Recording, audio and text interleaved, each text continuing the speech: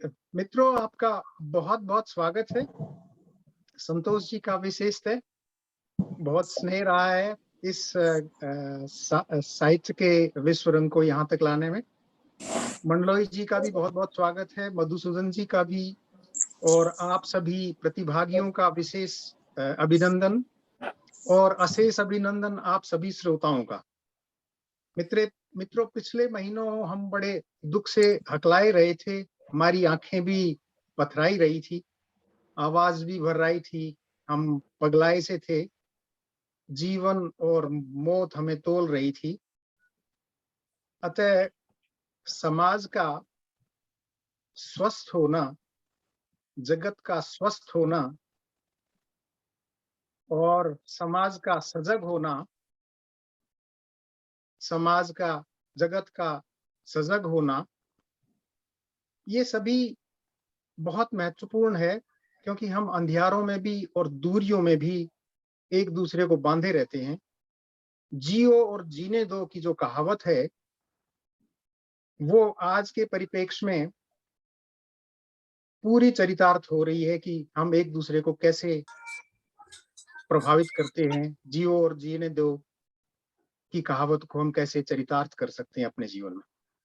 मित्रों, इन्हीं शब्दों के साथ आज हमारे साथ यूके से, यूएस से, बेल्जियम से, नीदरलैंड से और पुर्तगाल व भारत से मित्रगण साहित्यकार उपस्थित हैं।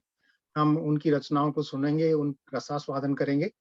इन्हीं शब्दों के साथ मैं शिवांगी जी से अनुरोध करूंगा कि वे मंच को आगे बढ़ाएं। शिवांगी जी। धन्यवाद, धन्यवाद रामा जी। आप सभी का इस मंच पर स्वागत है। मैं आप सबका समय ज्यादा ना लेते हुए सर्वप्रथम हमारे अतिथियों को नमन करूंगी। आदरणीय संतोष चौबे जी की उपस्थिति हमें बल देती है, धन्यवाद। और आप सभी श्रोतागणों का धन्यवाद। मैं शुरुआत करती हूँ हमारे पहले प्रतिभागी से। आज सुशांत जैन जी, साहित्य के विद्यार्थी, गजल, कहानी और कविता में प्रतिभावान लेखक, पेशे से सॉफ्टवेयर इंजीनियर, नीदरलैंड से। सुशांत का स्वभाव समय अनुसार गंभीर और मनमौजी दोनों ही है। मेरे बड़े अच्छे मित्र हैं और इन्हें ये साहित्य प्रेम अपने पिताजी से विरासत में मिला है। सुशांत, आपका मंच पर स्वागत है। बहुत बहुत शुक्रिया शिवांगी जी। मेरी आवाज आ रही है? जी जी ठीक है। मैं आज अपना एक अप्रकाशित उपन्यास का अंश पढ़ूंगा, तो प्रस्तुत है। बड़ी हिम्मत कर विमल ने आखिरकार अंतिम फैसला ले लिया। कई बार आप जिंदगी के छोटे छोटे फैसले लेने में भी काफी हिचकते हैं। भविष्य पर दिखने वाले काले बादल परेशान कर देते हैं। वैसे तो विमल ने अपनी जिंदगी में काफी बड़े निर्णय पे हिचक हंसते हंसते लिए हैं, पर उन निर्णय और इस निर्णय में फर्क है। आप इसे कितना भी सामान्य क्यों ना बना ले, ये कितनी भी आम बात क्यों ना बन जाए, मगर आत्महत्या का निर्णय लेना इतना आसान नहीं है। पिछले 2 दिनों से उसके मन में द्वंद्व चल रहा है। मन का एक हिस्सा कायर है, ये कहता है कि उसे जीना चाहिए। वहीं दूसरा हिस्सा बहादुर है, वह कहता है कि आत्महत्या ही उचित निर्णय है। कुछ समझ नहीं आ रहा था। तभी उसे ख्याल आया कि क्यों ना आत्महत्या एक्सपर्ट किसानों से बात की जाए। वैसे भी कई किसानों की आत्महत्या का कारण होने का सौभाग्य उसे प्राप्त है। वे तो उसका उचित मार्गदर्शन करेंगे ही। दरअसल विमल ओबेरॉय मुंबई का एक नामी गिरामी बिल्डर है। कई किसानों से उसने जमीन हड़पी थी, प्यार से। हाँ, कभी कभार नादान किसान अपनी जमीन छोड़ने के लिए तैयार नहीं होते थे। बेवकूफों जैसे जमीन को अपनी मां होने का दावा करते थे, देश के विकास में बाधा बनते थे। विमल सब कुछ सहन कर सकता था, मगर ये विकास विरोधी मानसिकता नहीं। विमल साम दाम दंड भेद में विश्वास रखता था। हालांकि चाणक्य की इसके अलावा कोई शिक्षा उसे मालूम न थी। वह तो इसी में खुश था। पर समय का खेल तो देखो, हजारों किसानों की आत्महत्या का मार्ग प्रशस्त करने वाला आज खुद आत्महत्या करने पर गंभीरता से विचार कर रहा था। क्या करे, भगवान ने पछतावा नामक एक ऐसा एहसास दिया है, कुछ भी कर लो, मगर एक बार इसने आपको अपनी बातों में उलझा दिया तो ये आपको चैन से जीने नहीं देता है। इसीलिए हमारे पूर्वजों ने पछतावे को एक आग माना है। अगर इस आग ने इसीलिए हमारे पूर्वजों ने पछतावे को एक आग माना है। अगर इस आग ने एक बार आपके बेईमान और बेशर्म मन और मस्तिष्क को गुमराह कर लिया तो फिर ये आग आपको झुलसा कर ही छोड़ती है। और इस वक्त विमल इसी एहसास से ओतप्रोत था। उसके तार्किक दिमाग पर भावनाओं ने कब्जा कर लिया था। उसका शरीर भी हैरान था क्योंकि उसे भावनाओं की आदत नहीं थी। विमल उन मूर्खों में से नहीं था जो भावनाओं में बहकर निर्णय करते थे। पूरी जिंदगी मेहनत कर उसने यह सुनिश्चित किया था कि भावनाएं कभी उस पर हमला ना कर पाए। पर आप कहेंगे कि बिना भावनाओं के तो इंसान रोबोट बन जाए। हाँ, तो बन जाए रोबोट। जब तक प्रॉफिट हो रहा हो तब तक आपको ऐसी नेगेटिव बात नहीं करनी चाहिए। जब सारी दुनिया एक बाजार बन गई है तो फिर प्रॉफिट तो सबसे महत्वपूर्ण चीज हुई ना। अगर आपने अपनी प्राथमिकताएं निश्चित नहीं की है तो इसमें विमल को दोष ना दें। वो तो शुरू से क्लियर था। उसने सबसे पहले तो अपना काम बनता तो बाढ़ में जाए जनता के सिद्धांत पर विशेषज्ञता हासिल की। इतना आसान नहीं था। शुरू शुरू में थोड़ी हिचक भी आती थी, परंतु उसको पता था practice makes a man perfect. उसने लगातार साधना की, कई गरीबों का खून चूसा, भावनाओं पर विजय प्राप्त की। जिस तरह अर्जुन को केवल चिड़िया की आंख दिख रही थी, उसी प्रकार उसे केवल प्रॉफिट दिखा। आप इस चमत्कार को हल्के में मत लीजिए। जिस तरह उसने अपनी सारी ऊर्जा सिर्फ और सिर्फ एक चीज पर लगा दी थी, यह कोई सामान्य बात नहीं है। कई लोग चाहते हैं यह करना, पर कर नहीं पाते हैं। जिंदगी के छोटे छोटे पहलू ही उनका ध्यान भटका देते हैं। कई धर्म संकटों का सामना करना पड़ता है। जब विमल के पहले बच्चे का जन्म हुआ तब काफी लोगों ने यह कहकर उसे भटकाने की कोशिश की कि हॉस्पिटल चले जाओ, तुम्हारी पत्नी को तुम्हारी जरूरत है। मगर उसने अपनी कठिन तपस्या जारी रखी, अपना पूरा ध्यान और फोकस प्रॉफिट पर रखा। ये छोटे मोटे उपसर्ग उसका ध्यान भंग नहीं कर सके। वैसे भी तप की महिमा अपरंपार है। तपस्या से मनुष्य तेजस्वी बनता है, बलवान बनता है, अपने मन पर काबू पाता है और अपने लक्ष्य की तरफ बढ़ता रहता है। लोग उसको लालची कहते थे, मगर वो इस बात से सहमत नहीं था। वो खुद को लालची नहीं बल्कि तपस्वी मानता था। आखिर तप क्या है? पीड़ा सहना, घोर कड़ी साधना करना और मन का संयम रखना आदि। विमल मानता था कि वो तप कर रहा है, और ये लोग जो उसकी आलोचना करते थे वो उन्हें आलसी मानता था। उसे यह एक ध्रुव सत्य लगता था कि प्रत्येक मनुष्य अथाह धन संचय का अभिलाषी है। मनुष्य इस अभिलाषा के अनुरूप धन तो चाहता है, मगर अथाह धन संचय करने के लिए उसे कठिन पुरुषार्थ करना होता है। वास्तव में मानव बड़ी बड़ी अभिलाषाएं तो रखता है, परंतु तदनुरूप पुरुषार्थ नहीं करता। फिर इन सब अभिलाषाओं का क्या मतलब? कैसे पूर्ण हो ये अभिलाषाएं? अभिलाषाओं के इस सागर की एक बूंद भी पानी है, तो पुरुषार्थ तो करना पड़ेगा, कठिन साधना करनी पड़ेगी। पुरुषार्थ ही जीवन का आधार है।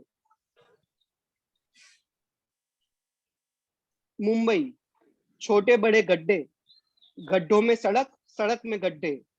सुबह के 4 बज रहे हैं, सुनसान, धूप, अंधेरा, मैली सी दीवार। दीवार पर लिखा है यहाँ पोस्टर चिपकाना मना है। उस पर चिपकाया हुआ स्वच्छ भारत अभियान का पोस्टर।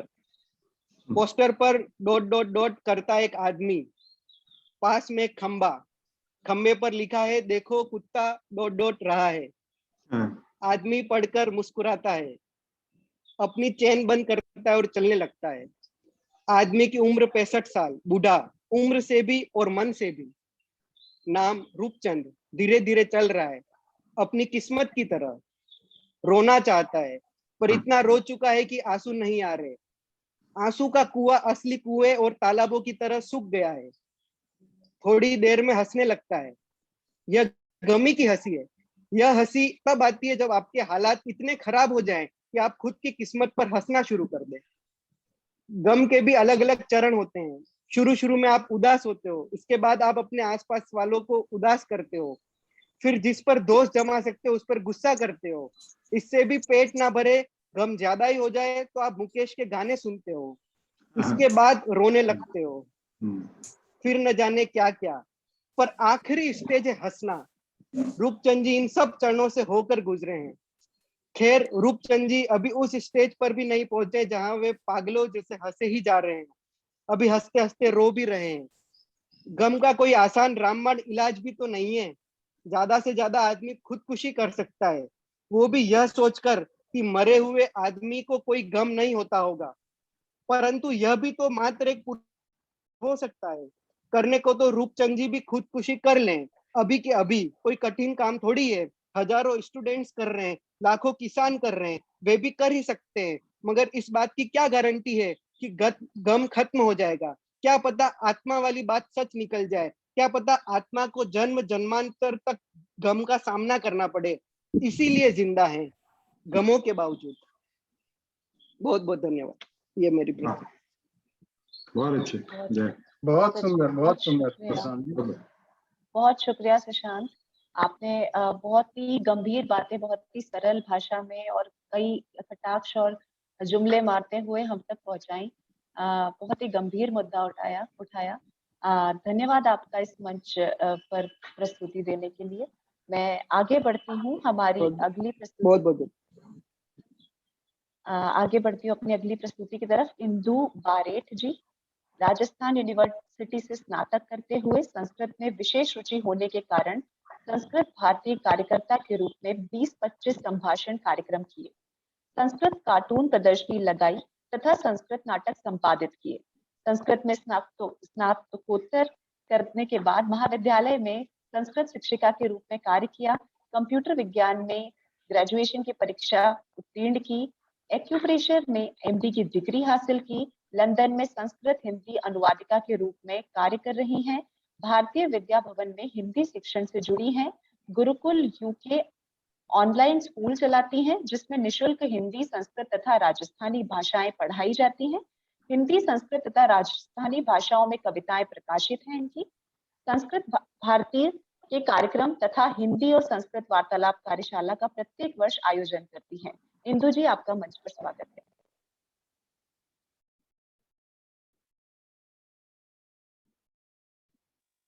इंदु जी, आप म्यूट पर हैं। बहुत बहुत धन्यवाद शिवांगी जी आपका कि काफी अच्छा लंबा चौड़ा बता दिया।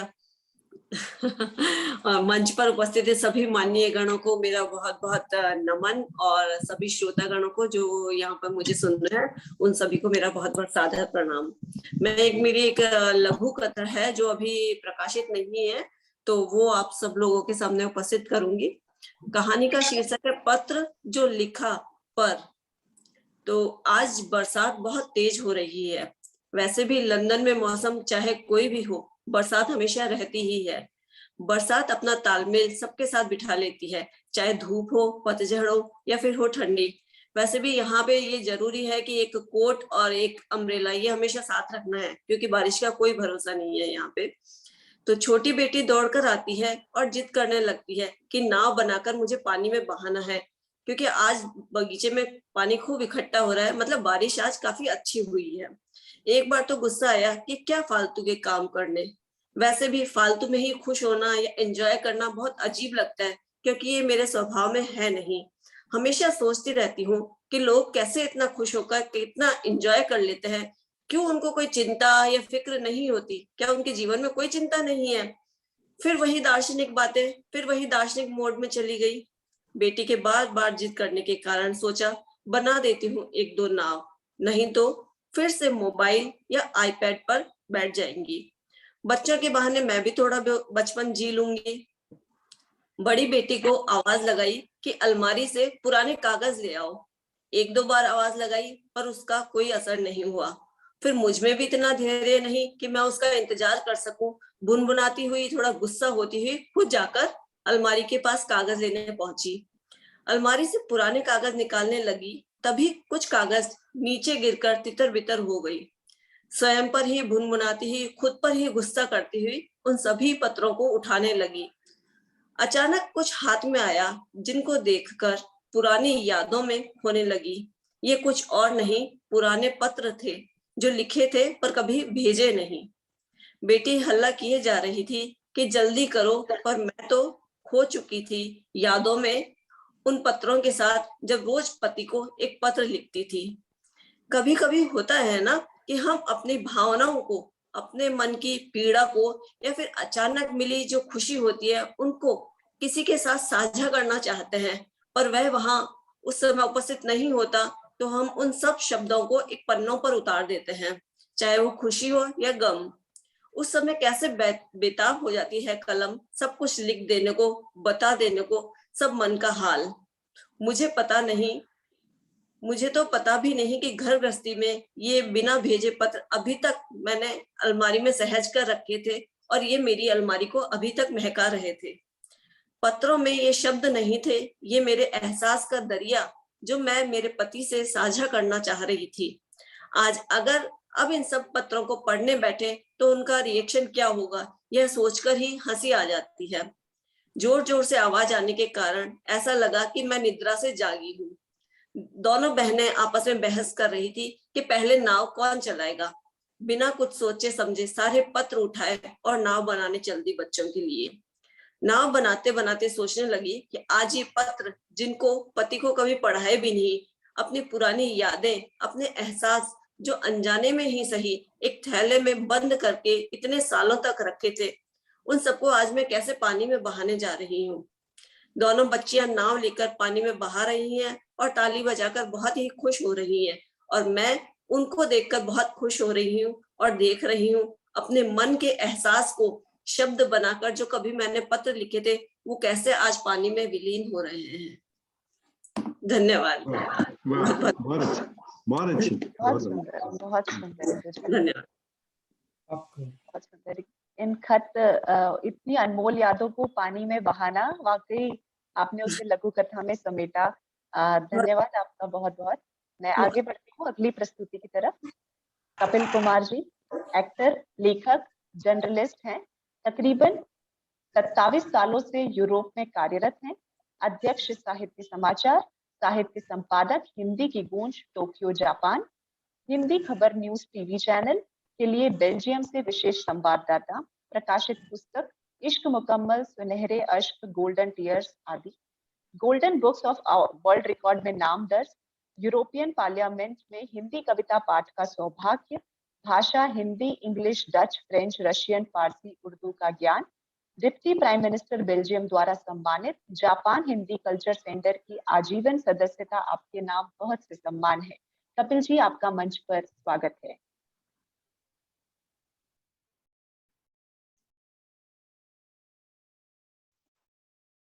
नमस्कार सभी दर्शकों को।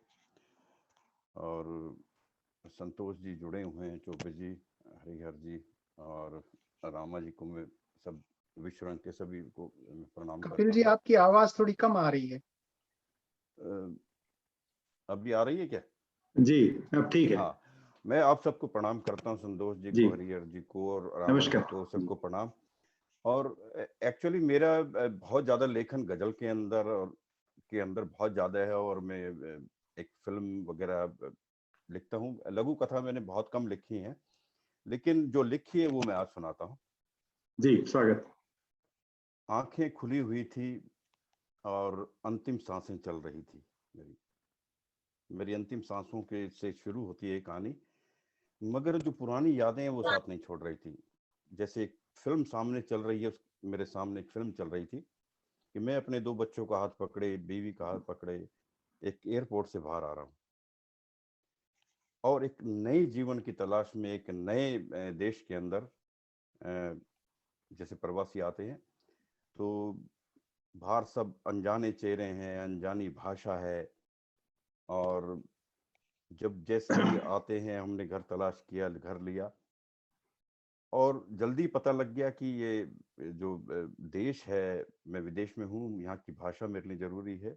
भाषा सीख ली, उसके लिए काम के लिए भाषा ज़रूरी है। तो जल्दी बीवी और हमने जल्दी अपने आप को इस माहौल में डाल लिया कि काम भी तलाश लिया और भाषा सीखनी शुरू कर दी। बच्चों को स्कूल में डाल दिया सीखने के लिए, और इसका ये असर हुआ कि हम जल्दी ही भाषा सीख गए और दिन में काम करते थे और रात को भाषा सीखने जाते थे इवनिंग स्कूल में। तो एक ऐसे प्रवासी की कहानी मैं आपको सुना रहा हूँ जो हकीकत में गुजरी है किसी के ऊपर। तो जल्दी ही बच्चे भी बड़े होने लगे और भाषा भी सीख गए, नौकरी भी लग गई और जल्दी ही अच्छी नौकरी भी मिल गई पति पत्नी को। हम दोनों पति पत्नी काम करने लग गए और धीरे धीरे मित्र बनने शुरू हो गए अंग्रेज में, क्योंकि भाषा ज्ञान हो गया। तो जो एक अंग्रेज मित्र जो हमेशा साथ में काम करता था, तो वो बड़ा हमेशा देख के वो खुश होता था कि उम्र थोड़ी ढल चुकी थी, बच्चे नहीं थे। वो बच्चों को देखता था, कहता तुम लोग, तुम्हारी संस्कृति अच्छी है, भाषा अच्छी है, तुम लोग बहुत आगे हो हम लोगों से, और आपके पास बहुत कुछ है। हमारी उम्र हो गई है, ना बच्चे हैं ना कुछ है। कल को हमारी या तो हम ओल्ड एज होम में जाएंगे और या फिर हमारे को एम्बुलेंस ले जाएगी, हम वहीं दम तोड़ देंगे। लेकिन आपके पास आपके बच्चे होंगे, आखिरी टाइम में आप बच्चों के साथ एंजॉय करेंगे, अपने पोते छोटे बच्चों के साथ एंजॉय करेंगे। तो बड़ी खुशी होती थी ये देख के कि हम इन लोगों से बहुत आगे हैं, हम बहुत ज़्यादा आगे लगे हुए हैं, हमारे पास परिवार है, हमारे पास सब कुछ है। तो धीरे धीरे वक्त गुजरने लगा और हम भी आगे निकले, बच्चे भी बड़े हो गए, बच्चों ने भी अपने पढ़ाई पूरी की और बच्चे अच्छी नौकरियों पे लग गए, बच्चों की शादियां हो गई, बच्चे फिर बच्चे वाले हो गए। तो असली प्रॉब्लम वही शुरू हुई जब बच्चे बच्चे वाले हो गए। तो मेरे पहले बेटे की जो शादी हुई, उसको बुलाया अपने दोस्त को। वो देख के इतना खुश हुआ कि तुम्हारी संस्कृति अच्छी है, तुम लोग परिवार इकट्ठे हो, सब कुछ हो, हमारे पास कुछ नहीं है। तो ये देख के थोड़ा फक्र महसूस होता था, अहंकार भी आता था मन में कि हम लोग इनसे बहुत आगे हैं और ये लोग इसी मुल्क में इतना तरक्की करने के बाद भी ये कुछ नहीं जानते हैं। और उसके बाद क्या हुआ कि मैं भी रिटायर हो गया और मेरा वो अंग्रेज मित्र भी रिटायर हो गया। हम अपने रास्ते चले गए, वो अपने रास्ते चले गए। जब छोटे बेटे की बड़ा हुआ, उसकी शादी का टाइम आया, तो उस अंग्रेज मित्र को मैंने ढूंढा कि वो अंग्रेज मित्र कहाँ है, उसको दोबारा बुलाऊं, दिखाने के लिए कि मेरा दूसरा बेटा भी शादी कर रहा है, कि हम हमारी संस्कृति कितनी आगे है आप लोगों से। एक अहंकार का भाव मन में था। तो उसको ढूंढ के बुलाया, तो वो आया। फिर वही उसने बोला कि यार आप लोग तो बहुत अच्छे हो कि अब आपके पूरा परिवार, सेम चीज उसने जो पहले बोले थे। फिर अहंकार मन में मेरे आया कि देखो हम इनसे बहुत आगे। उसके बाद धीरे धीरे वक्त आगे चलता गया, पोते पोतियां हो गए और इसी उधेड़बुन में हमारी धर्म पत्नी ने भी विदा ले ली, वो भी स्वर्गवासी हो गई। हम रह गए अकेले। धीरे धीरे मन पास होता रहा, सब चलता रहा।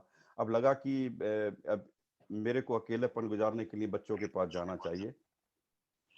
तो बच्चों से डिसाइड किया कि मैं चाहता हूं कि मतलब आखिरी वक्त जो बचा है कि हम बच्चों पोते पोतियों के साथ खेलें और जाएं, उनके पास वक्त गुजारें। तो बच्चों ने कोई जवाब नहीं दिया। बच्चों ने कहा कि मिलते हैं वीकेंड पे, जैसे वो मिलते थे। बच्चे वीकेंड पे आए तो उन्होंने बैठ के डिसाइड किया कि आपको ओल्ड एज होम में जाना चाहिए। ओल्ड एज में हमारे को कोई चारा नहीं था, रास्ता नहीं था, तो ओल्ड एज में ट्रांसफर कर दिया गया। और जब अपना सामान बिस्तर जब बच्चे पहुंचा के गए, जब अंदर लेके जा रहा था, तो रास्ते में से कोई जाना पहचाना चेहरा गुजरा वहां से। जो जाना पहचाना चेहरा गुजरा वही अंग्रेज मित्र था जिसके साथ मैं काम करता था, वो ओल्ड एज में था। वो देख के मुस्कुराया, मैंने अपनी आंखें झुकाई, मैं साइड में से निकलने लगा, लेकिन कितनी देर बचता, क्योंकि उसी ओल्ड एज होम में रहना था उसके साथ। धीरे धीरे सारी बात खत्म हुई, हम साथ में रहने लगे, सब कुछ और सब कुछ जिंदगी के शेयर करने लगे साथ। लेकिन काफी देर तक ये भी नहीं चला। अभी कल की बात है कि मैं उसको दफना के आया हूँ, उसके वो विदा लेके आया दुनिया से। और आज मेरी अंतिम सांसें चल रही हैं, जो मैं याद कर रहा हूँ सब कुछ, कि कहाँ है वो संस्कार, कहाँ है वो संस्कृति। मेरे आसपास सिर्फ सुनने के अलावा कुछ भी नहीं है। सिर्फ कोई चंद लाइनें याद आती हैं किसी शायर की, कह गया कान में वो चुपके से जाते जाते, आएगा तुझको तजुर्बा आते आते। क्या बात तो तब है तू वक्त से पहले सीखे, खत्म हो क्या जाए ना तू ठोकरे खाते खाते। वाह, नमस्कार। बहुत अच्छा। बहुत वाह, बहुत बहुत खूबसूरत, और आपने बहुत ही गहन मुद्दा छेड़ दिया। निशब्द हूँ, और वाकई बहुत ही टच करने वाली लघु कथा। बहुत बहुत धन्यवाद आपका। मैं आगे नमस्कार। बढ़ती हूँ और अनिल प्रभा जी को बुलाना चाहूंगी। रामा जी एक बार कंफर्म करें अनिल जी मौजूद हैं। जी, मैंने बोल दिया था, जुड़ गई होंगी अनिल जी, आप बुलाइए उनको। जी, डॉक्टर अनिल प्रभा कुमार, अमेरिका में बसी हिंदी कथाकार, कहानी संग्रह बहता पानी, कतार से कटा घर, कविता संग्रह उजाले की कसम और सब प्रकाशित उपन्यास कतारों में सुराग। 2018 में उत्तर प्रदेश हिंदी संस्थान द्वारा विदेश हिंदी प्रसार पुरस्कार से सम्मानित। 2020 में ढींगरा फैमिली फाउंडेशन अंतर्राष्ट्रीय कथा सम्मान कहानी विधा के लिए कतार से कटा घर कहानी संग्रह। अनिल जी, आपका मंच पर स्वागत। नमस्कार। रमा जी ने, मेरी आवाज आ रही है ना आप लोगों को? जी जी, नमस्कार। नमस्कार नमस्कार चौबे जी, आपका नाम सुना हुआ था, आज जी आपके जी दर्शन भी हो गए।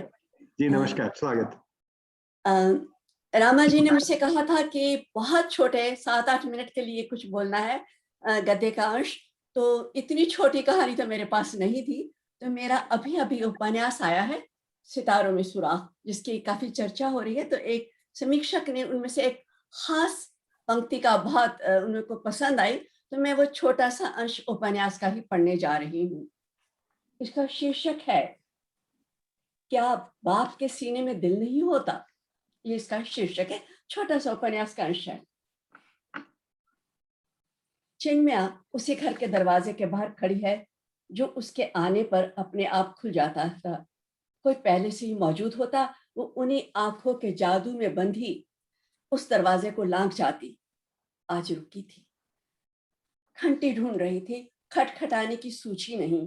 बहुत धीमे से घंटी पर हाथ रख गया और वो शायद जोर से बच गई। किसी ने दरवाजे पर लगी आंख से बाहर झांका। वो शांत खड़ी थी। धीरे धीरे दरवाजा खुल रहा था और उसकी निगाहें झुक गईं। समर के अब्बू थे। दरवाजा थोड़ा सा खुला और एक तरफ वो हो गए। चिन्मया अंदर आ गई। कोई घर इतना निश्शब्द भी हो सकता है, उसने आज जाना। ना कोई आवाज, ना कोई गंध और ना ही कोई स्पंदन। वो डाइनिंग टेबल के कोने वाली कुर्सी पर आकर बैठ गई। उसके अब्बू अब भी वहीं खड़े थे जहां वे दोनों एक दूसरे को देख सकते थे, पर आमने सामने नहीं। चिन्मया की नजरें उन्हें ढूंढ रही थी, जिन्हें वो मिलने आई थी। दूसरे कमरे में उनकी हल्की सी झलक दिखी। वो फर्श पर जामन बिछाकर झुकी हुई थी, माथे से हाथ छुलाकर दुआ मांगती हुई। कितनी शांत, कितनी खाली। क्या मांग रही होंगी? अगर उसे खुद कुछ मांगना होगा तो वो क्या मांगेगी?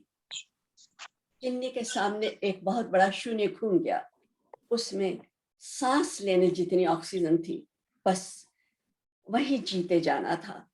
जिंदगी की गति चलती रहनी थी, रुकता तो कुछ भी नहीं। ना दिल की धड़कन रुकी, ना पाँव की गति। हाथ पकड़कर एक दूसरे का बस सांसें लेते रहना जरूरी था। उन्होंने देख लिया था बैठी हुई चिन्नी को। ना वे मुस्कुराई और ना ही चेहरे पर कोई भाव आया। आकर पास बैठ गई। शून्य में देखती रही। पता नहीं दिमाग के मॉनिटर पर क्या क्या लहरियां बन मिट रही होंगी। चिन्नी ने उनके कांपते हुए हाथ अपने हाथ में ले लिए। दो जोड़ी कांपते हुए हाथ, दो जोड़ी खुश्क आंखें, दो दिल जिनकी धड़कन में एक ही नाम। दोनों के होठ बंद, कहीं नाम बाहर ना आ जाए। चिन्नी को लगा कि जैसे उनके पीछे खड़ा समर उसे कोई संकेत कर रहा हो। चिन्नी आगे बढ़कर उनके गले लग गई। उन्होंने हौले से हाथ उठाया, उसकी पीठ पर रख दिया। पीठ के कंपन को कैसे छुपाना है ये तो समर ने बताया ही नहीं। वे गले लगी रहीं, एक दूसरे के सीने में लगी दर्द सोख रही हूं, जैसे बस उसी एक ही नाम का वो नामधारी ही कहीं अदृश्य हो गया था। आप लोग चाय पिएंगी? वो उन दोनों के पास आकर खड़े हो गए। उनकी आवाज इन दोनों के बीच धूप सी उगाई। वो आहिस्ता से अलग हो गई। आंसू बाहर दोनों ने ही नहीं निकलने दिए थे। जी, अगर आप भी लेंगे तो। चिन्नी मदद के लिए खड़ी हो गई। तुम बैठो। वो फिर चले गए। आप कैसी हैं? एक जुमला चिन्नी के मुंह तक आया, फिर शर्मिंदा होकर वहीं डूब मरा। एक माँ कैसी होगी, ये कोई कैसे पूछ सकता है? चिन्मिया उन्हें देखती रही। आंटी, उसके शब्द खो गए। क्या करूं आपके लिए, कहना चाहती थी शायद। बस यूं ही कभी मन हो तो आ जाया कर, बिना पूछे ही उन्होंने जवाब दे दिया था। चाय लाकर उन्होंने दोनों के हाथों में मग पकड़ा दिए। थैंक यू कहकर चिन्नी ने उनकी ओर देखा। वो बहुत क्षीण सा मुस्कुराए। इतना ही सही, सोचकर जवाब में वो भी मुस्कुराई। दिल ने कहा, मैं आपको भी अपने साथ ले चलूंगी जिंदगी की राह पर। उठकर चलने लगी तो रुक गई, जैसे कुछ याद आया हो। आंटी, मेरी मम्मी एक ग्रुप में शामिल हुई हैं जहाँ बंदूकों का विरोध किया जाता है। उस ग्रुप को हम जैसे सभी लोगों की जरूरत है जो उनके साथ खड़ा होने चाहते हैं। चिन्नी ने अपने बैग से पैम्फलेट्स निकालकर उनके आगे रख दिए। आयशा ने नहीं उठाया। उनके खाविंद उठाकर पढ़ने लगे। अंकल, प्लीज हो सके तो आंटी को भी ऐसी मीटिंग में आने के लिए कहिए ना।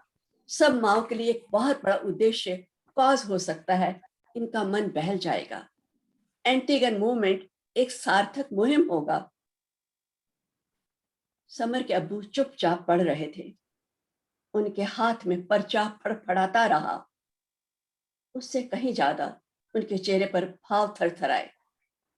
पहले चेहरा पिघला, फिर कठोर हो गया। एक बात बताओ चिन्नी, क्या बाप के सीने में दिल नहीं होता? चिन्नी अपराधी से उन्हें देखती रही। बस कैसे भूल गई वो सब। बस इतना है। बहुत सुंदर, बहुत बढ़िया। बहुत सुंदर, बहुत सुंदर। वाकई बहुत सुंदर। आपने जिस अंदाज से पढ़ा, बिल्कुल चित्र सामने चले आए हमारे। बहुत शुक्रिया आपका अनिल जी, बहुत एक छोटा सा अंश था उसका भाग, और मैं पूरा उपन्यास खोलना नहीं चाहती थी शायद जी इसलिए। जी जी। बहुत नहीं, शुक्रिया। मतलब ये जो अ, आवाज धूप सी उगाई और जुमले डूब गए, ये ऐसे फ्रेजेज हैं जो बिल्कुल नए प्रयोग की तरह हैं। बहुत अच्छे लगे जी। और पूरी भाषा ही बहुत ही प्रांजल है, अच्छी। तो जरूर ये उपन्यास मंगा के पढ़ते हैं। जी जी। वाकई वाकई। हम्म। जी संतोष जी, मैं आगे बढ़ती हूँ हमारे अगले प्रस्तुति की तरफ। प्रोफेसर शिव कुमार सिंह जी, जिन्होंने सेक्लूडेड दी लेट्रास यूनिवर्सिटी ऑफ पोर्टुगल में लेक्चरर के पद पर 2019 से वे कार्यरत हैं।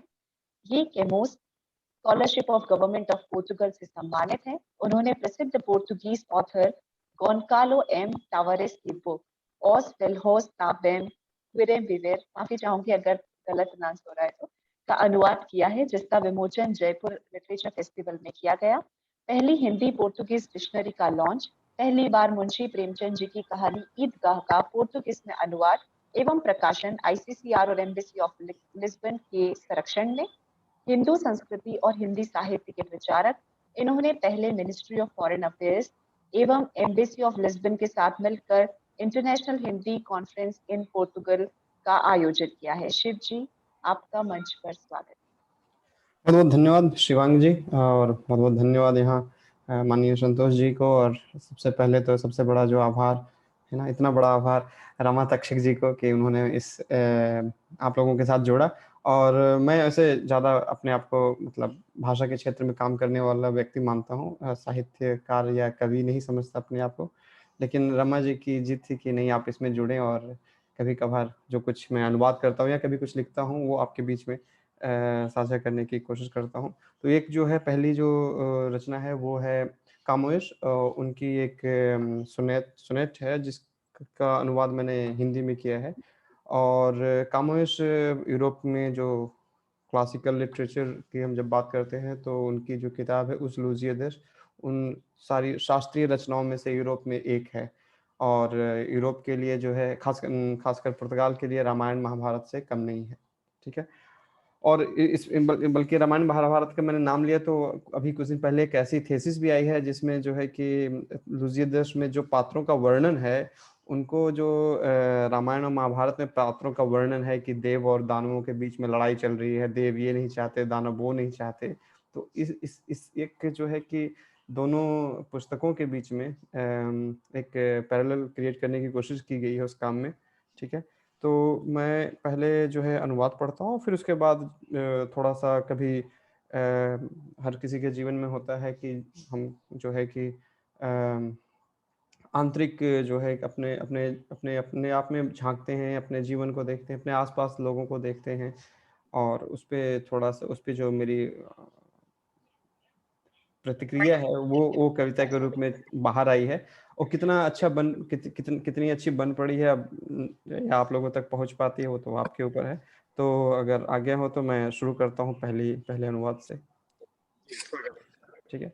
तो मैं ऐसा करता हूँ, पहले मैं एक बार पुर्तगाली में पढ़ देता हूँ थोड़ा सा। ठीक है। बहुत सारे लोगों को यहाँ पुर्तगाली नहीं आती होगी, लेकिन बस एक थोड़ा सा भाव आप तक पहुंचेगा और उसके बाद फिर मैं हिंदी में उसका अनुवाद पढ़ता हूँ। ठीक है। Amor é fogo que há de sem se ver, é ferida que dói e não se sente. É contentamento descontente, é dor que desatina sem doer. É não querer mais que bem querer, é andar solitário entre a gente. É nunca contentar-se de contente, é cuidar que ganha em se perder. É querer estar preso por vontade, é servir a quem vence o vencedor, é ter com quem nos mata lealdade, mas como causar pode ser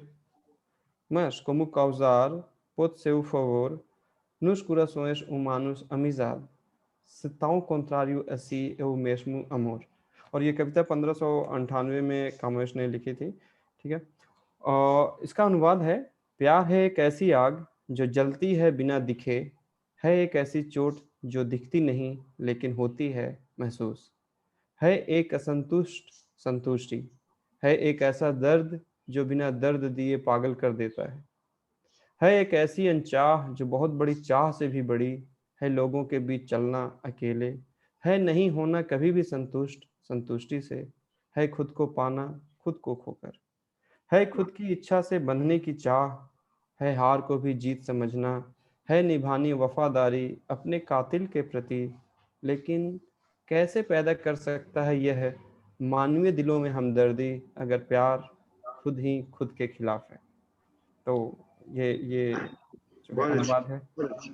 ये कोशिश रही है कि जितना हो सके, लेकिन आप समझ सकते हैं कि कोई भाषा 16वीं शताब्दी की हो उसको 21वीं शताब्दी में, है ना, 21वीं शताब्दी के शब्दों में उकेरना ढालना इतना आसान काम नहीं है।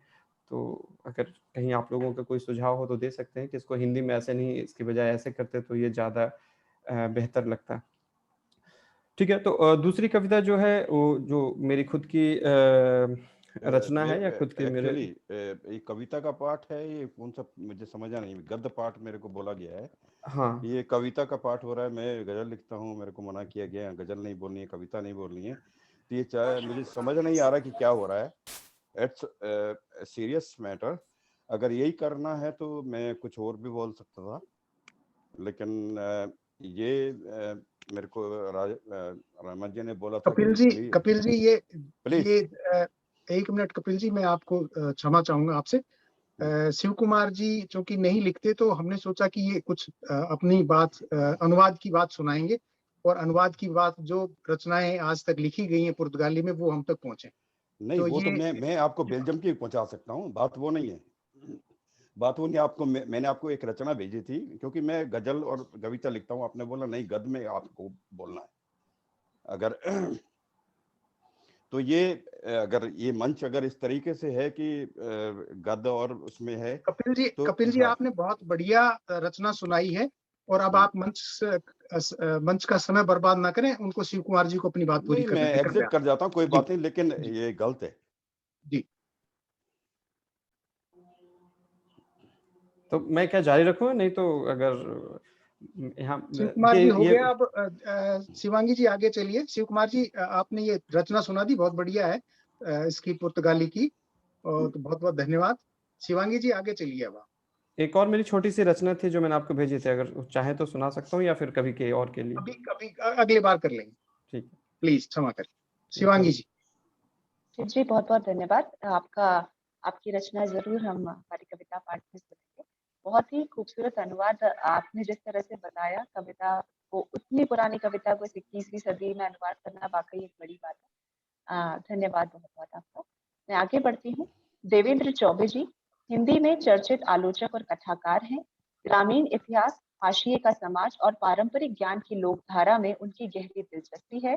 शिक्षाविद और लेखक के रूप में मॉरिशस, जापान, उज्बेकिस्तान आदि देशों की यात्रा कर चुके देवेंद्र चौबे जी की कुछ समय बाद कहानी संग्रह समकालीन कहानी का समाजशास्त्र, कथाकार अमृतलाल नागर, शहर की संस्कृति और इतिहास के कुछ सवाल, आधुनिक साहित्य के दलित विमर्श आदि पुस्तकें आ चुकी हैं। और भारत का पहला मुक्ति संघर्ष साहित्य का नया सौंदर्य शास्त्र, हाशिए का वृत्तांत, स्त्री, दलित और आदिवासी समाज का वैकल्पिक इतिहास संपादित है। सन 2000 में संस्कृति मंत्रालय, भारत सरकार द्वारा राष्ट्रीय फेलोशिप प्राप्त देवेंद्र चौबे जी आजकल जेएनयू नई दिल्ली में भारतीय भाषा केंद्र में प्रोफेसर हैं। देवेंद्र जी, आपका मंच पर स्वागत है।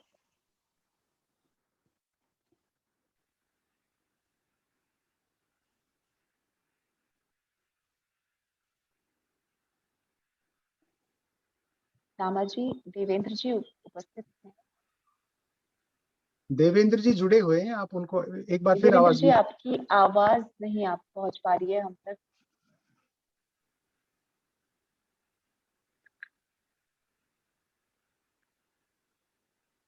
जी, देवेंद्र जी मुझे दिखाई दे, जी आप कह रहे हैं लेकिन आप तक, हम तक आवाज नहीं पहुंच रही है। अगर आप हेडफोन्स हटाकर कोशिश करें तो शायद। आप अनम्यूट करिए पहले तो, देवेंद्र जी। अनम्यूट है रामा जी, अनम्यूट अब मेरी आवाज? है। जी जी देवेंद्र जी आ रही है।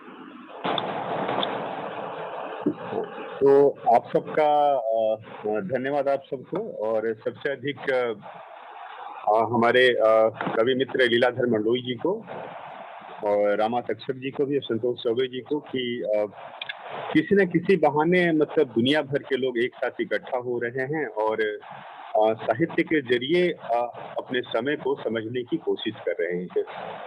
ये बहुत बड़ी बात होती है कि हम कोई ना कोई जरिया ऐसा बनाते हैं जहां पर यह दुनिया जो है हमें बहुत छोटी लगने लगती है।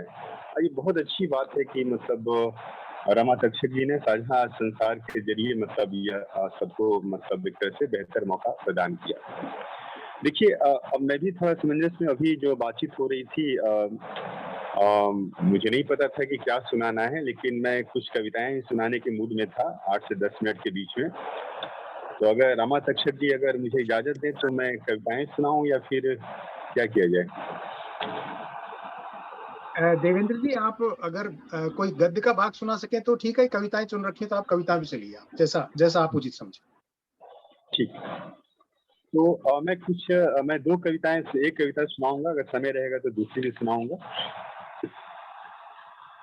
तो हाल के दिनों में पूरी दुनिया जिस तरह से मतलब कोविड के प्रभाव से प्रभावित रही, जाहिर है कि आप सब उससे प्रभावित हुए, और कहीं ना कहीं एक तरह से हम जिस जगह पर आकर खड़े हो गए उसने मतलब पूरी दुनिया को दोबारा समझने के लिए बाध्य किया कि अब इस दुनिया को कैसे समझा जाए और कैसे लिया जाए। और जाहिर है कि पिछले मई में जिसकी चर्चा भी थोड़े समय पहले संतोष जी भी कर रहे थे और आप लोग भी कर रहे थे कि जून का महीना शायद आप लोग के लिए बहुत मतलब अजीब तरह का था, और मई तो था ही हमारे लिए अजीब तरह का।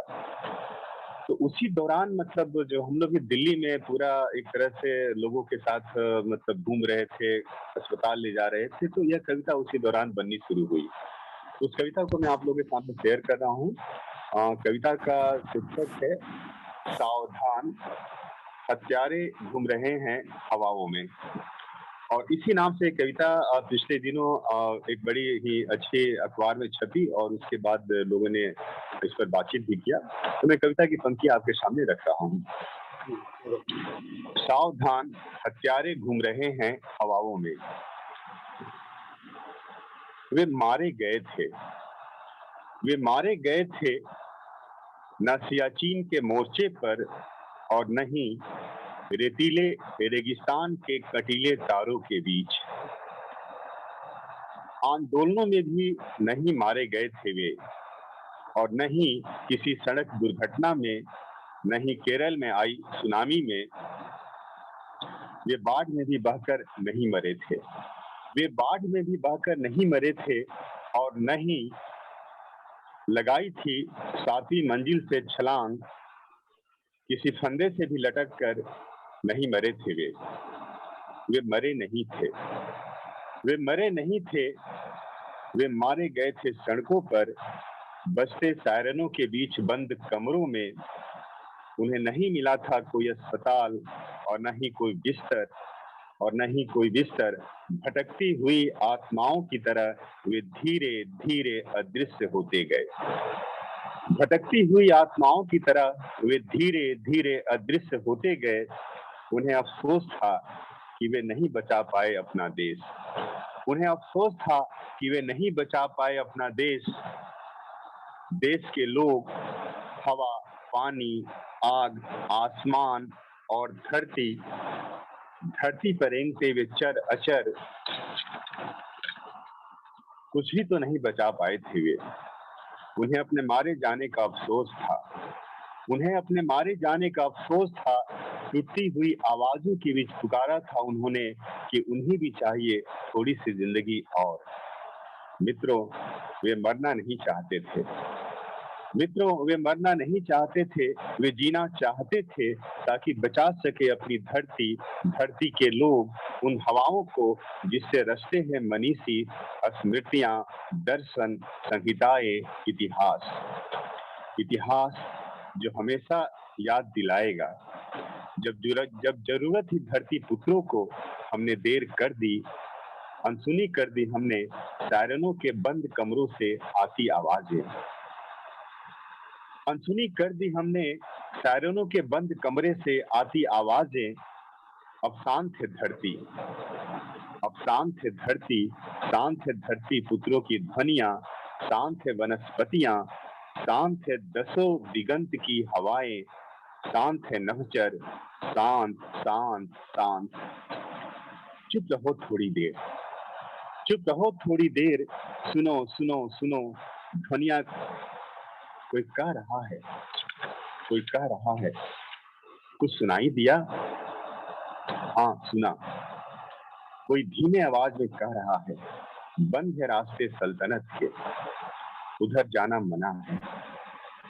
सावधान राहगीर सावधान, रुको मत बढ़ो उधर, ठहरो ठहरो, थोड़ी देर तो ठहर जाओ। देखते नहीं कोई हलचल नहीं है उन रास्तों पर, देखते नहीं कि कोई हलचल नहीं है उन रास्तों पर। सुनसान पड़ा है राजपथ, सख्त हो गई है दीवारें महलों की। अब वहां गुम्बदों पर नहीं बैठती है चिड़ियाएं, सुनहरी बागों में छोड़ दिया है आना गिलहरियों ने। अब वहां गुम्बदों पर नहीं बैठती है चिड़ियाएं, सुनहरी बागों में छोड़ दिया है आना गिलहरियों ने। सावधान राहगीर सावधान, घूम रहे हैं हत्यारे हवाओं में। सावधान राहगीर सावधान, घूम रहे हैं हत्यारे हवाओं में। खत्म नहीं हुआ है अंधकार अभी, सूरज भी उगा नहीं है अभी आसमान में। चांद भी कहीं छिप गया है, चांद भी कहीं छिप गया है। प्रलय अभी थमा नहीं है, प्रलय अभी थमा नहीं है। सब कुछ शांत नहीं हुआ है अभी। लौट जाओ अपने देश पथिक, लौट जाओ अपने देश पथिक।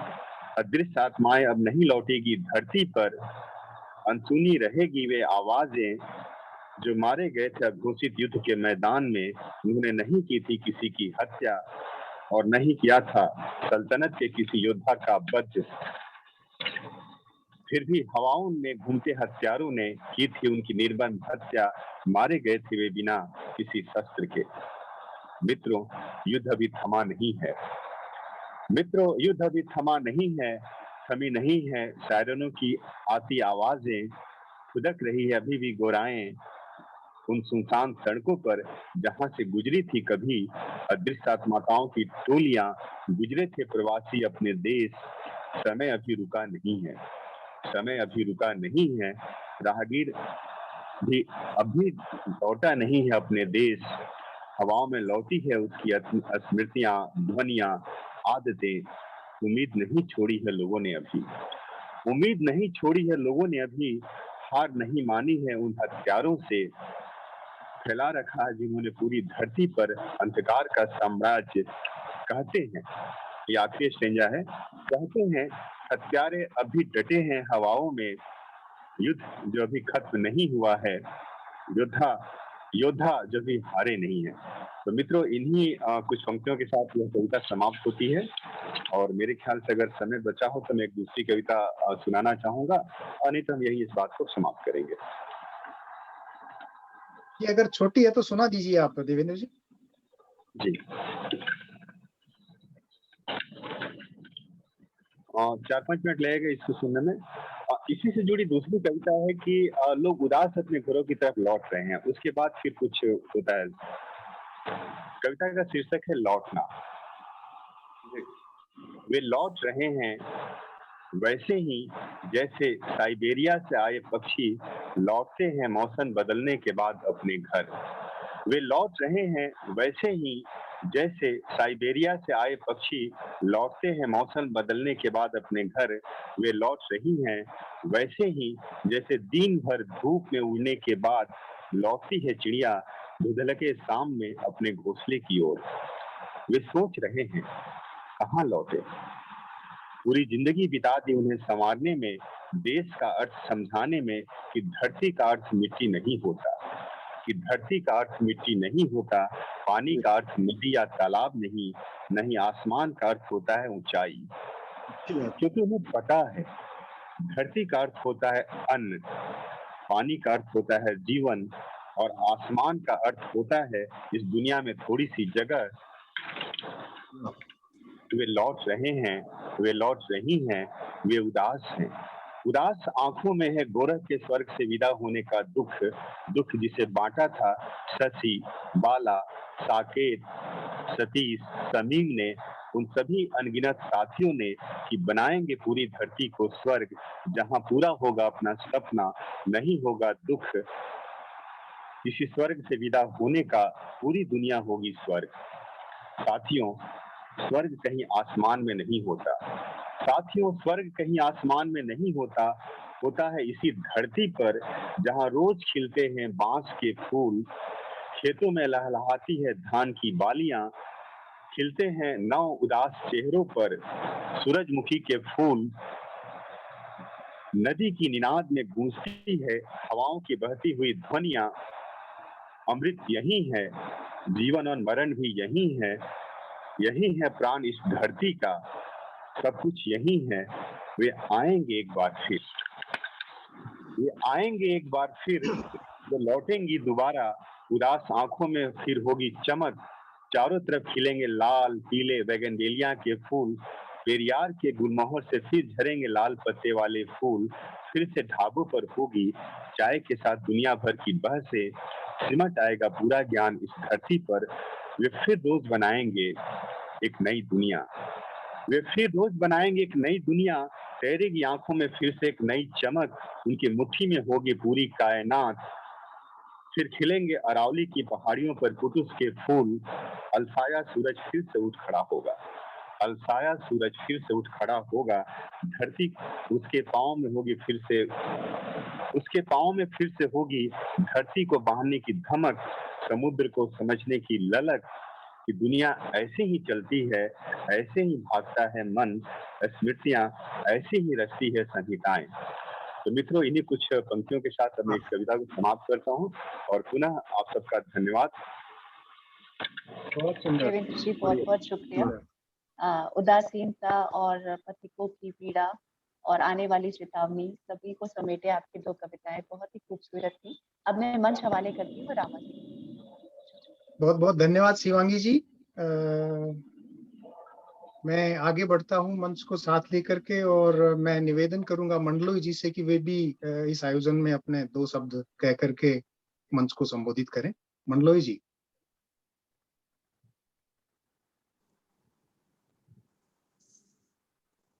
नमस्कार रामा जी, अध्यक्ष महोदय और साझा संसार के हमारे सारे मित्रगण।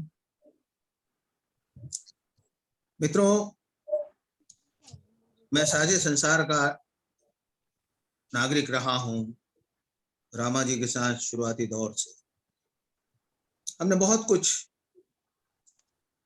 अच्छा होते हुए देखा है रचनाओं की दुनिया में। यह कहें कि हमने एक नई दुनिया सृजने की कोशिश भी की है, और अब जो इधर कुछ कार्यक्रमों में मैं देख पा रहा हूं, तो उसमें कुछ चीजें मुझे दिखाई देती हैं, जैसे कि कथ्य जो होता है वो अपनी स्थानीयता में प्राणवान होता है, चाहे वो कविता में हो या कहानी में। यही बात हम भाषा के संदर्भ में कह सकते हैं। तो वो परिवर्तन रचनाओं में दिखाई दे रहे हैं। हमें ये याद करना होगा कि भाषा सपनों की सहयात्री होती है और रचना कथ्य और भाषा की हमसफर होती है। मैंने इन गुणों के वजूहातों को आज भी देखा और देखता रहा हूं। मैं एक बात खास तौर पर ये कहना चाहता हूं कि इस मंच की कल्पना जब हमने की थी, तब ये किसी विधा विशेष के लिए नहीं थी, यानी कि इसमें सिर्फ कविता कहानी ही हो।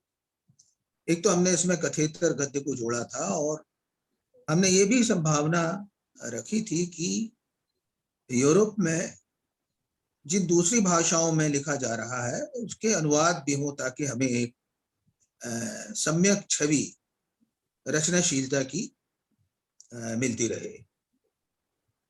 तो आज जिस अनुवाद को लेकर थोड़ी सी असहमति हुई, वो अप्रिय ही है। और देखिए क्या है कि किसी अप्रिय स्थिति को पैदा करना बहुत आसान होता है, लेकिन इस स्थिति को उसकी जमीन से, उसकी जड़ों से समझना थोड़ा सा मुश्किल होता है। मैं नहीं चाहता कि हम साझा संसार को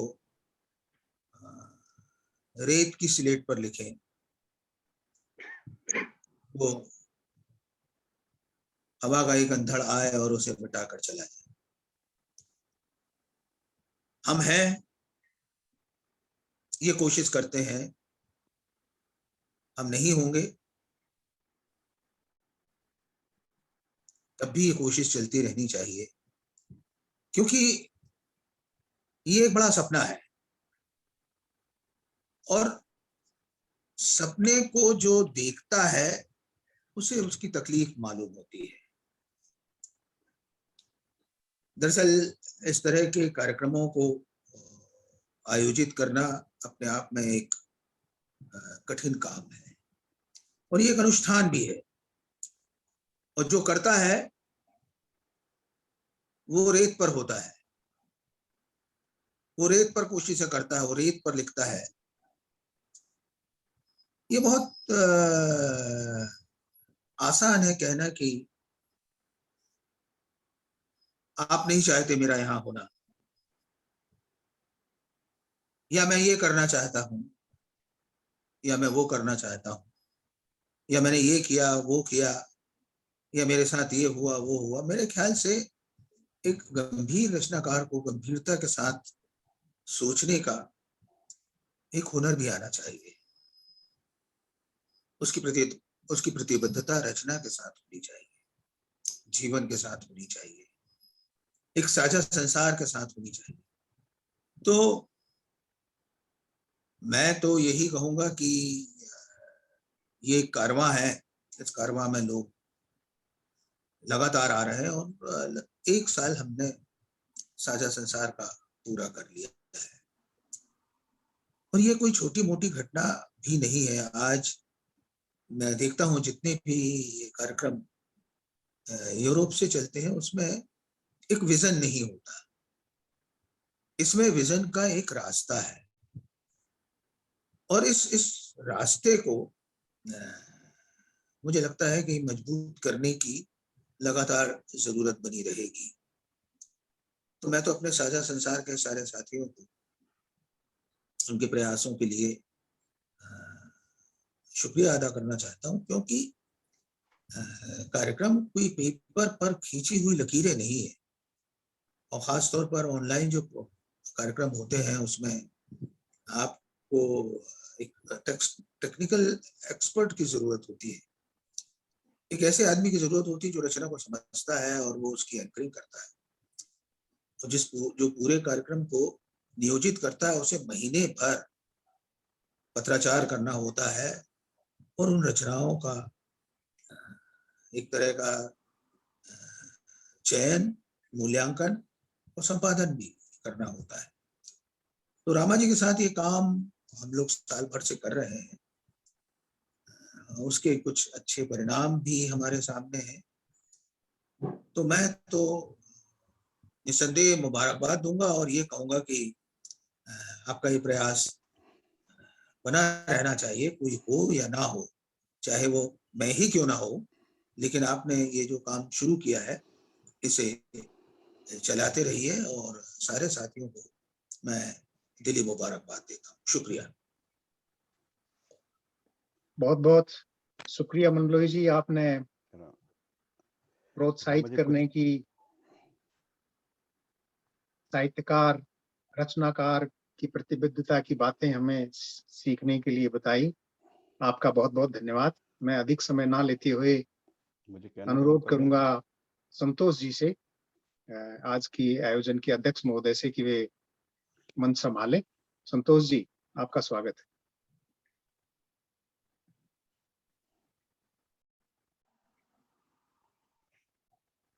धन्यवाद रामा जी। कुछ दिनों बाद आपसे इस तरह मुलाकात हो रही है। आपको मालूम ही है कि मैं और मेरी श्रीमती जी और हमारे घर के बहुत सारे सदस्य कोविड में चले गए थे और एक लंबे संघर्ष के बाद लगभग 1.5-2 महीने बाद हम लोग अब अच्छे मजे में हैं, ठीक हैं और सकुशल हैं। तो पहला संदेश तो मित्रों को यही देना चाहता हूं कि आपने जो शुभकामनाएं मुझे भेजी और बहुत सारे सवाल वगैरह पूछे, हम लोग अब बिल्कुल अच्छी तरह हैं और आपसे मिलके दोबारा शामिल होके बहुत खुशी हो रही है। असल में कोविड ने हम सबको भीतर से भी बदला और एक बार जैसा कोई बीच में कह रहा था कि दुनिया को दोबारा देखने की, तो यूं तो हम पूरे संसार के प्रति प्रेम भाव से भरे ही हुए हैं, विश्व रंग ये काम करता है, लेकिन कोविड ने इसे और ज्यादा मजबूत किया और लगभग 15-20 दिन के अस्पताल के क्वारंटाइन और लगभग 10-12 दिन घर पे, मैं भी, मंडलोई जी भी, और भी हमारे मित्र बहुत सारे थे, कुछ मित्र हमारे छोड़ के चले भी गए।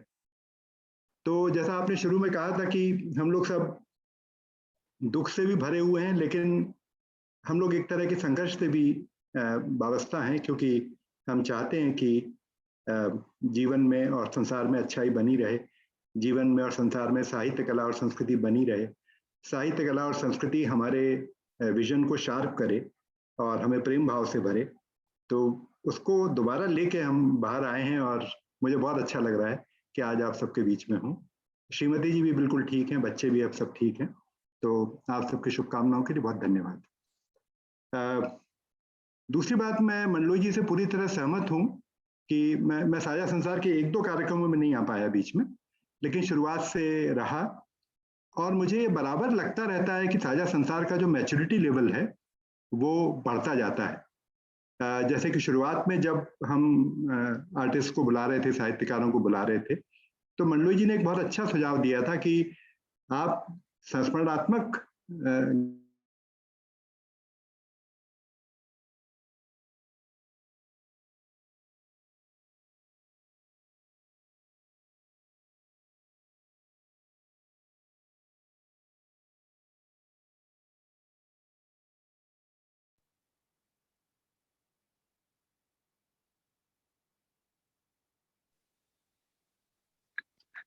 मैं संतोष जी को नहीं सुन पा रही हूँ, आप सब सुन पा रहे हाँ आशीष जी, कुछ गड़बड़ है। उनका शायद नेटवर्क का प्रॉब्लम है।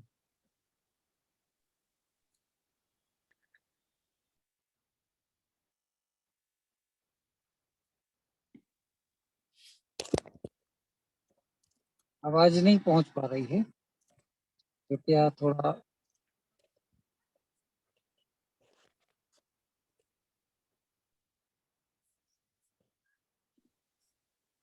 शायद वो फिर से ज्वाइन करें।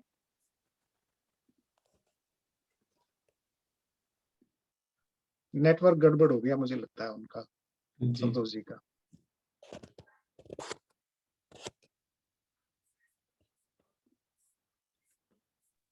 डिस्कनेक्ट कर दिया, शायद दोबारा ज्वाइन करेंगे। जी मैं कुछ बोल सकता हूँ रामा जी?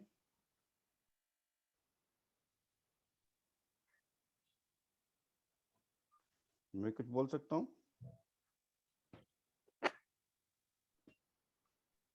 तब तक किसी और को सुन लें, शायद वो वापस आ जाते हैं तब तक। रामा जी मैं कुछ बोलना चाहता हूँ। जी एक मिनट कपिल जी। मित्रों, मुझे लगता है दिक्कत आ रही है संतोष जी को जुड़ने में। या तो हो सकता है उनके यहाँ कई बार बिजली गड़बड़ हो जाती, तो मुझे लगता है आप कपिल जी 1 मिनट में आप अपनी बात कह दीजिए, 1 मिनट में। बाकी वो बात ऐसी हो जो मंच के लिए प्रेरक हो। जी सुनिए, मंदोई जी ने बोला, मैं उनको सुना, मैं उनकी बात से सहमत हूँ, और जो शोभा जी ने बोला बिल्कुल मैं उससे सहमत हूँ। कई बार होती हैं चीजें, टेक्निकल प्रॉब्लम होती हैं, बहुत चीजें होती हैं, सब हर मंच पे होती हैं। और जी, मैं जी। बहुत ही पॉजिटिव सोचने वालों में हूँ। कई बार होता है कि लगता है कि थोड़ा सा हो गया है, ये होती है, हर 4 मंच पे होती है चीजें, ये कोई बड़ी चीज नहीं है। अगर हम पढ़े लिखे, अगर विचारवान लोग अपनी चीज को सामने नहीं रखेंगे तो उसका मतलब कहाँ से निकलेगा, मुझे ये लगता जी है। बिल्कुल ठीक कहा आपने। और तो मैंने इसी वजह से रखा कि मेरे को लगा कि ये थोड़ा सा प्रोग्राम थोड़ा सा इधर से उधर हो रहा है, नहीं तो नहीं नहीं नहीं, ऐसा है असल में कि आपकी जो रचना थी ना, ये बहुत, आप ये देखिए कि आपने इसमें प्रवासी जीवन को इतना अच्छा तरीके से प्रोजेक्ट किया है कि आपकी कोई और बात गजल वो नहीं कह पाती, क्योंकि हमारे हिंदुस्तान में रहने वाले आदमी को ये नहीं पता कि यहाँ की स्थिति क्या है, हम कैसे रहते। उस बात को आपने बहुत बढ़िया तरीके से बताया, इसलिए मैंने कहा कि आप ये लो प्लीज। नहीं, मेरे को लगा कि ये प्रोग्राम थोड़ा भटक रहा है, मैंने इसलिए उनको नहीं बोला नहीं, नहीं मैं नहीं, रुकना ऐसा नहीं ऐसा चाहता था, नहीं, मैं ऐसा रुकना नहीं, नहीं ऐसा चाहता था उनको। मेरे जी को जी लगा कि ये प्रोग्राम कुछ अलग हो रहा है और वो कुछ और कह रहे हैं। वो जो रचना को मुझे मालूम नहीं इस चीज का, कि आपने बोला कि आपको जी जी सिर्फ यही बोलना है, आप संतोष इसका जी, ट्रांसलेट करके ला सकते हैं, जी मुझे मालूम सॉरी, नहीं। संतोष जी जुड़ गए हैं। जी ठीक है, ठीक, धन्यवाद कपिल जी। तो माफ कीजिए, मेरा वीडियो रुक गया था, पता नहीं शायद आपकी तरफ से रुका या मेरे यहाँ से कुछ हुआ, तो दोबारा मैं कनेक्ट हो गया हूँ। तो मैं कह ही रहा था कि कोविड ने हम सबको भीतर से बदला है, और एक बार पुनः आप सबके बीच में आके मुझे बहुत अच्छा लगा। दूसरी बात, जो साझा संसार की परिकल्पना है, मेरी एक बार रामा तक्षक जी से बात हुई, ये बहुत ही अच्छी परिकल्पना है और इसको सपोर्ट किया जाना चाहिए। ऐसे और बहुत सारे एफर्ट्स होने चाहिए।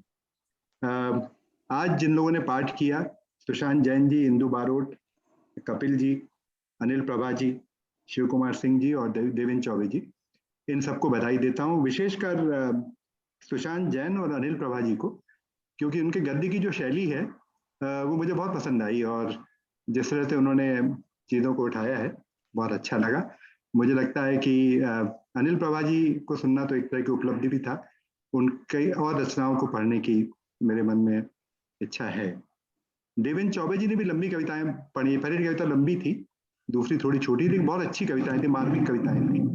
और शायद कभी हम कोविड पर भी एक कोविड केंद्रित रचनाओं पर भी एक काव्य पाठ या संस्मरणात्मक गद्य ले सकते हैं, क्योंकि बहुत सारे लोगों ने लिखा है। ज्यादा समय नहीं लेके मैं एक आपको रचना अपनी सुनाता हूं।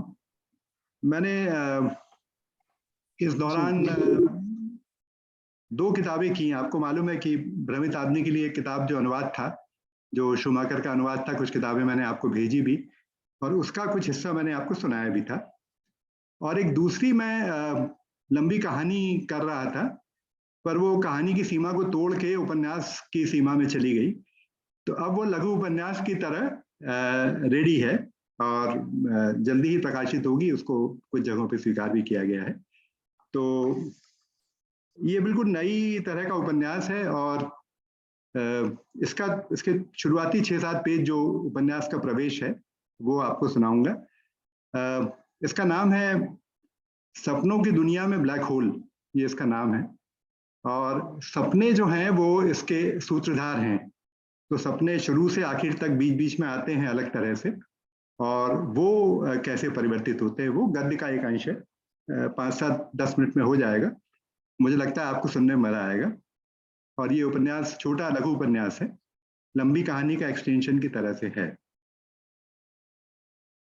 सपनों की दुनिया में ब्लैक होल, पहला अध्याय जो प्रवेश का अध्याय है वो।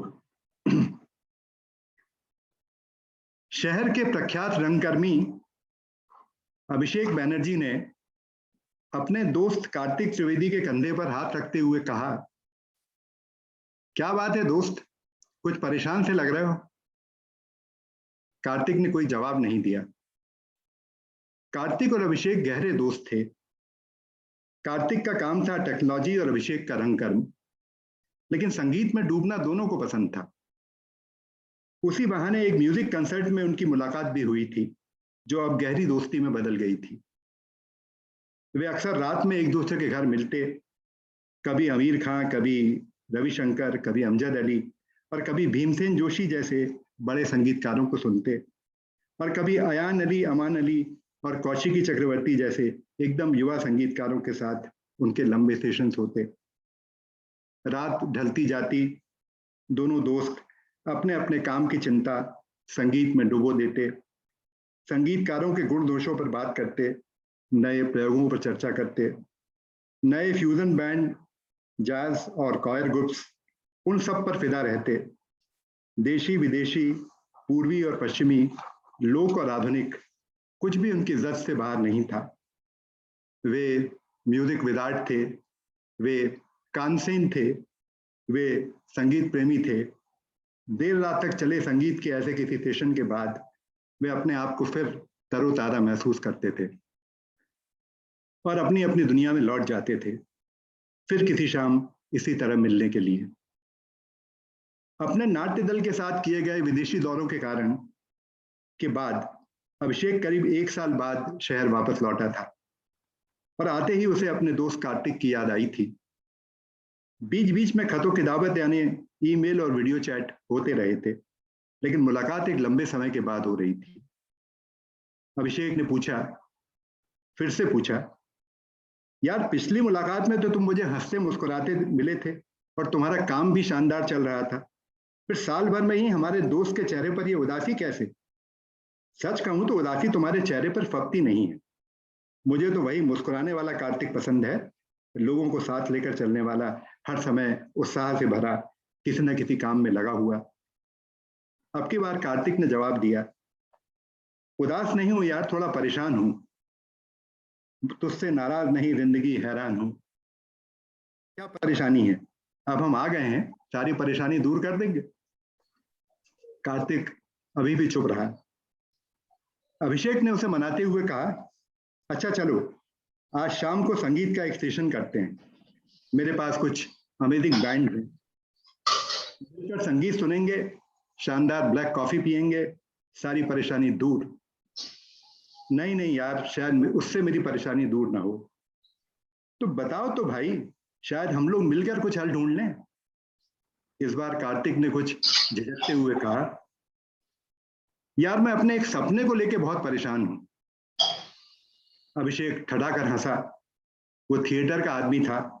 उसने अभिनय करते हुए कहा, कहीं आवाज आ रही है। अभिषेक ठठाकर हंसा। वो थिएटर का आदमी था। उसने अभिनय करते हुए कहा, सपने से? यार आजकल ये मीडिया वालों ने अपनों के सपनों से भयानक परेशान कर रखा है। जब तक एक पर्टिकुलर ब्रांड की कार नहीं खरीदी, अपनों का सपना पूरा नहीं होगा। 27 इंच का टीवी नहीं लिया तो सपना अधूरा ही रह जाएगा। लाइफ इंश्योरेंस की फला पॉलिसी नहीं खरीदी तो जीवन व्यर्थ हो जाएगा। और वो रंगीन दानेदार कंडोम नहीं पहना तो अपनों के सपने कभी पूरे ही नहीं होंगे। और जब तक वे पूरे नहीं होते आपको चैन से नहीं बैठना है। यहाँ तक कि बच्चों की पढ़ाई का सपना पूरा करने के लिए भी आपको कोई ना कोई ऐप डाउनलोड करना ही पड़ेगा, नहीं तो प्रोग्रेस नहीं होगी। हालांकि बच्चा चीख चीख के कह रहा होगा कि वो दोस्तों के साथ खेलता कूदता ही ठीक था और वो अपने सपने खुद पूरे कर लेगा, पर आपको तो मीडिया का दिखाया हुआ सपना पूरा करना है।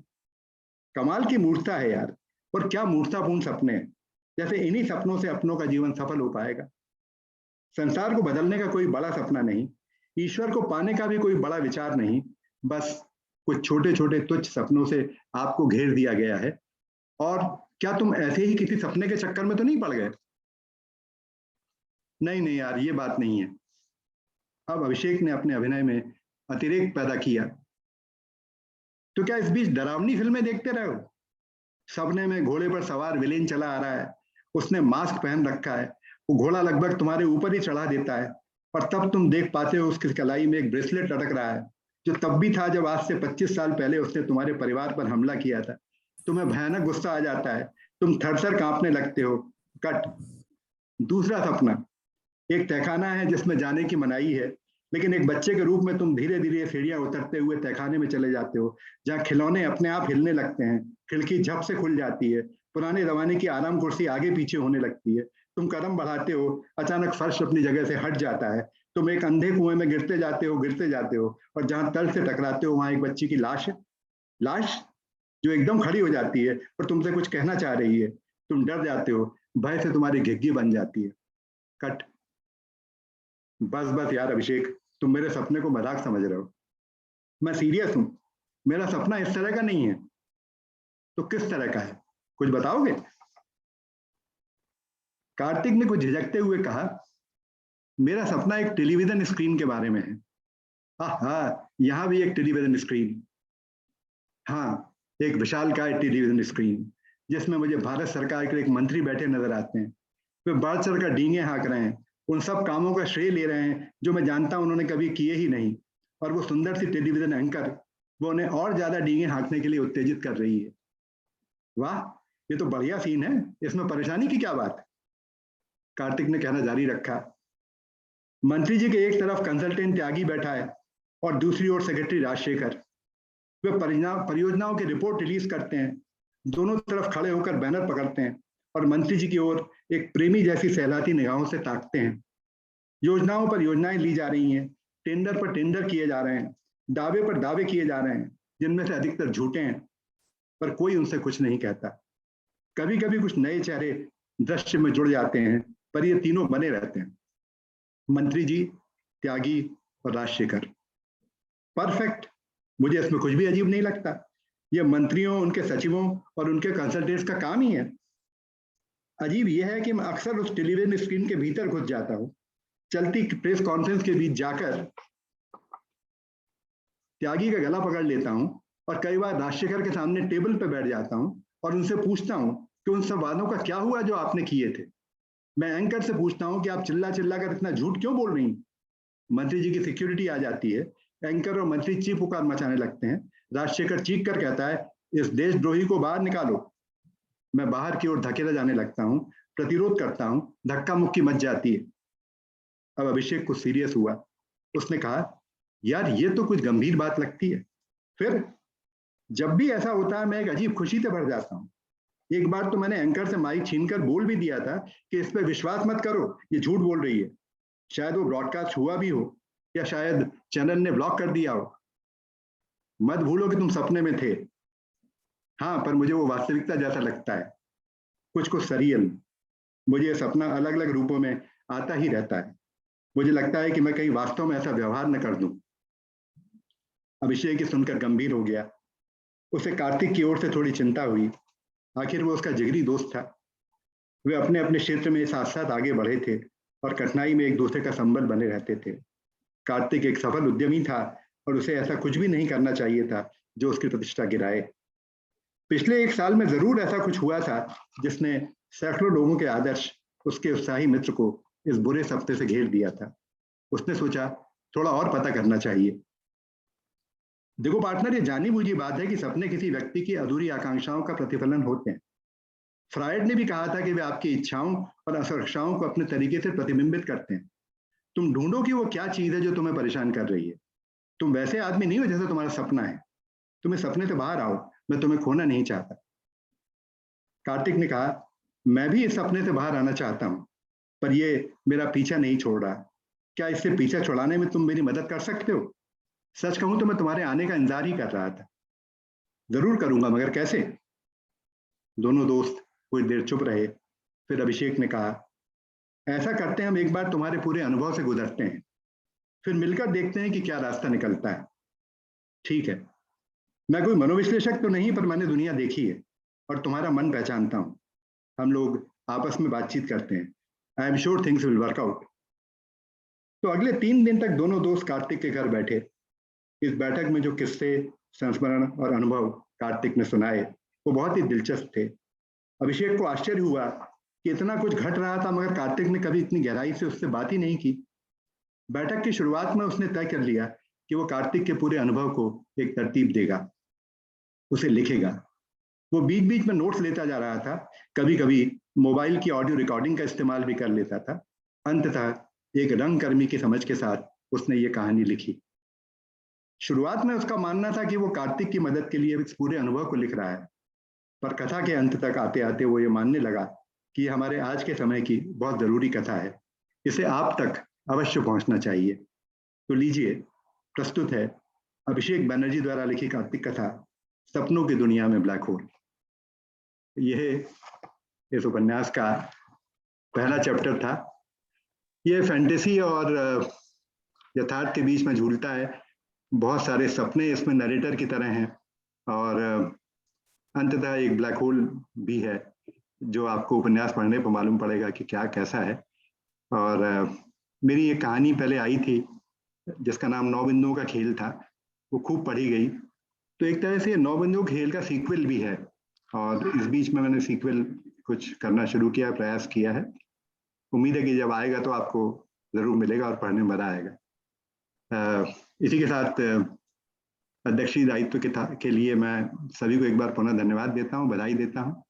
और साझा संसार ने ये आयोजन लगातार जारी कर रखा है, उनके इस प्रयास के लिए भी उनको बधाई देता हूँ। हम बस ऐसे ही मिलते रहें, अपनी रचनात्मकता शेयर करें और लगातार इसके डॉक्यूमेंटेशन भी कुछ करेंगे अपन कुछ दिनों के बाद, जैसा कि मैंने कहा। सबको धन्यवाद, नमस्कार। जी नमस्ते। संतोष जी, बहुत बहुत आभार आपका। आपने सपनों की दुनिया में ब्लैक होल, इस उपन्यास की प्रतीक्षा रहेगी आपकी। आपने मीडिया के प्रभाव के बारे में, राजनीति से प्रभावित जीवन के बारे में और एक बड़ा नयापन आपकी इस पठन में था जो बहुत रोचक था और एक साहित्य की दुनिया में, रचनाकार की दुनिया के लिए एक प्रेरणाप्रद बात है। आपसे अभी बहुत कुछ सीखना है। बहुत बहुत आभार आपका। मंडलोई जी, आपका दर्शन हमें सदैव, मार्गदर्शन हमें सदैव बना रहे। बहुत बहुत आभार आपका भी। और हमारे प्रतिभागियों की रचनाओं ने भी आज फिर से एक नया साहित्य संसार रचा, बहुत सारे नई खिड़कियां खोली हमारे लिए।